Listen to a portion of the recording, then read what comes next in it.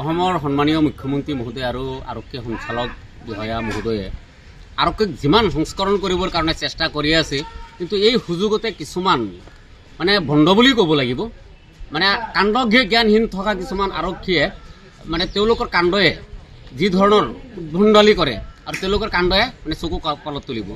কাৰণ যোৱাকালি এজন সাংবাদিকে বাতৰি সংগ্ৰহ কৰিব গৈছিলে আৰু সেই বাতৰিটো আছিলে আপোনাৰ এজন ছাগলী চুৰি কৰি লৈ যোৱাৰ সময়তে স্থানীয় আমচু কৰ্মী আৰু স্থানীয় ৰাইজে সেই হাতেলোটে ধৰে। হাতেলোটে ধৰাৰ পিছত আৰক্ষী আহে, তাত এটা উত্তপ্ত পৰিস্থিতিৰ সৃষ্টি হয়, হুলস্থুলীয়া পৰিৱেশৰ সৃষ্টি হয় আৰু সেই হুলস্থুলীয়া পৰিৱেশত আমাৰ সংবাদকৰ্মীজনে আপোনাৰ সংবাদ পৰিবহন কৰিবৰ কাৰণে তেওঁ বাতৰি সংগ্ৰহ কৰিবৰ কাৰণে তাত গৈছিলে।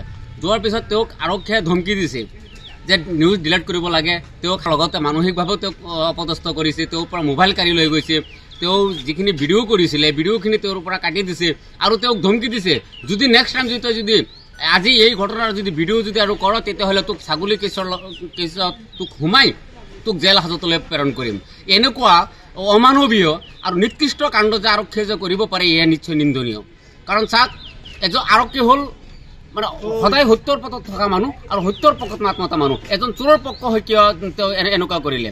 নিশ্চয় এই চোৰজনক যদি সাংবাদিকজনে ভিজুৱেল লোৱাৰ পিছতে যদি নিউজ বাতৰি যদি পৰিৱেশন কৰে তেতিয়াহ'লে তেওঁ এই চোৰজনক জামিনো দিব নোৱাৰে। আৰু এই নহয়, পূৰ্বেও সাংবাদিকৰ লগত তেনেকুৱা দুৰ্ব্যৱহাৰ কৰি তেওঁ ক্ষমালৈকে খুজিছে, এনেকুৱা প্ৰমাণ আমাৰ তাত আছে আৰু এনেকুৱা কাণ্ড তেওঁ কৰিছে।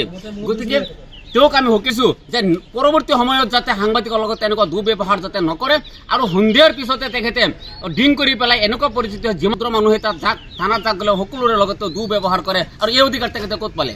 তেওঁকতো মুখ্যমন্ত্ৰী বা আৰক্ষী সঞ্চালক মহোদয়েতো তেখেতক এনেকুৱা অধিকাৰ দিয়া নাই, কাৰো কথা নুশুনে, তেওঁৱে সৰ্বসৰ্বা।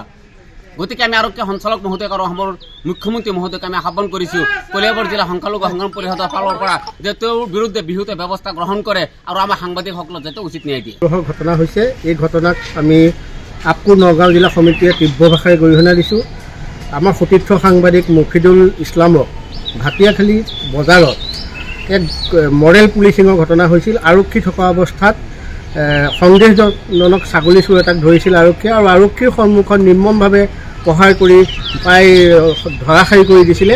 আৰু সেই মৰেল পুলিচিঙৰ যি বাতৰি সংগ্ৰহ কৰিছিলে সাহসিকতাৰে আমাৰ সাংবাদিক মফিদুলে, আৰু তাক সমাজৰ সকলোৰে সন্মুখত আৰক্ষী বিষয়াজনে মানে কিছু অপদস্থ কৰিছে আৰু তেওঁৰ মোবাইল কাহিনী যিসমূহ ফুটেজ আছিলে সেই ফুটেজসমূহ ডিলিট কৰি দিছে। আমি এই ঘটনাক তীব্ৰ ভাষাৰে গৰিহণা দিছোঁ আৰু আমি নগাঁও জিলা আৰক্ষী মহোদয়ক আমি অনুৰোধ জনাইছোঁ যে ইতিমধ্যে সাংবাদিক মফিদুল ইছলামে নগাঁও ৰূপহীহাৰা আৰক্ষী থানাত এইগৰাকী আমবাগান থানাৰ ভাৰপ্ৰাপ্ত বিষয়া চন্দ্ৰকান্ত ফুকনৰ বিৰুদ্ধে এজাহাৰ দাখিল কৰিছে আৰু এই এজাহাৰৰ ওপৰত উচিত তদন্ত হ'ব লাগে আৰু দোষীক শাস্তি দিব লাগে। আৰক্ষী বিষয়া হ'ল বুলি যাতে তেওঁ সাৰি নাযায়, গতিকে তেওঁক আইনৰ যি গণ্ডি আছে আইনৰ গণ্ডিত পেলাই উপযুক্ত শাস্তি দিবৰ বাবে আমি নগাঁও জিলা আৰক্ষী অধীক্ষক মহোদয় তথা DGP মহোদয়ক আমি অনুৰোধ জনালোঁ।